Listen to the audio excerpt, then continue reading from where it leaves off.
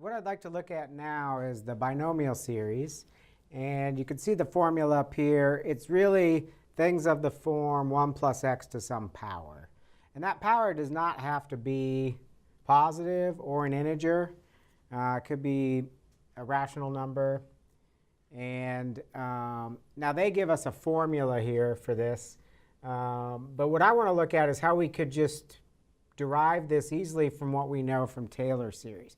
The important part that I want us to take advantage of is right here, which I have a typo there. Should be x between -1 and 1. That's the key thing. Remember from what we saw of Taylor series that if the function is actually equal to the Taylor series, then you can create new Taylor series by substituting into that function. And so besides just 1 plus x to the m, we could do 1 plus x to the 4th to the m, 1 plus x cubed to the m.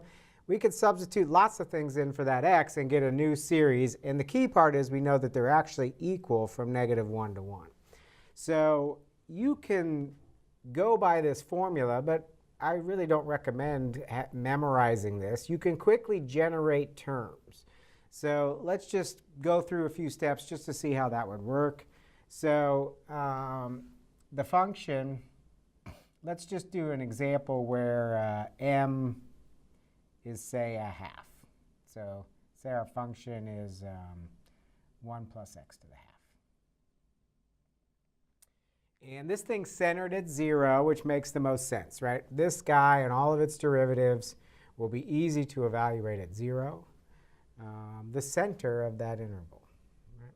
So let's just take a few derivatives and see what happens. So you would have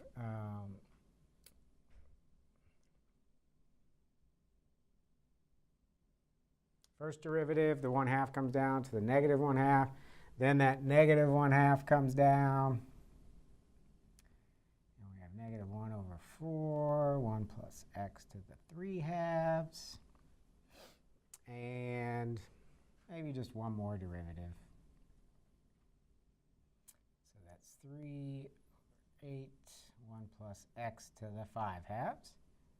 And so what are these guys at our center of 0? Number A is 0.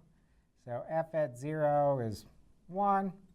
F prime at 0 is a half. F double prime at 0 is -1/4. And f triple prime at 0 is 3/8. So if we were going to write out the series, it looks like, first of all, the important thing is we know that the function is equal to the series. So we know that 1 plus x to the half is actually equal to, so our first coefficient is 1, then plus, that's 1/2 over 1 factorial, so just a half, x minus 0, so just x to the first, and then 1/4 over 2 factorial, so an 1/8 minus 1/8 x squared. And then the next one, 3/8 over 3 factorial would be a 16th x cubed, and so on. And the reason I say you shouldn't bother memorizing this formula necessarily is that you could quickly generate the first few terms. And we're going to be using these in applications where we actually truncate this anyways and use a polynomial. The important thing is I know that this function actually equals this series, again, so long as we're in that interval of convergence from -1 to 1. So for example, if we had some other function, you might be asked to do something with the function 1 plus x cubed to the half. And so what you could do is create these terms with 1 plus x. The reason you don't want to generate terms of this directly is when you go to differentiate this, you're going to have a chain rule. And that first derivative is going to create a product. And then you're going to have product rule with chain rule. and it's going to quickly get out of hand. But you can quickly generate these terms, and then because you know they're equal, then you know 1 plus x cubed to the half is equal to this with a cube plugged in. Right? So 1 plus 1/2 x cubed minus 1/8 x cubed squared, or x to the 6th, x cubed cubed, x to the 9th, and so on. And you know that's true for x cubed between 1 and -1.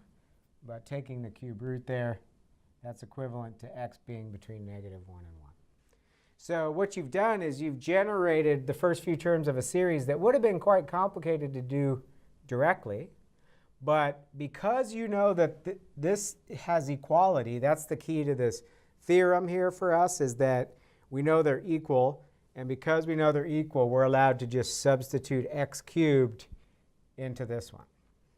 So you'll be doing some applications with different binomials. It may not be to the half. It might be to the -1/2 or something like that.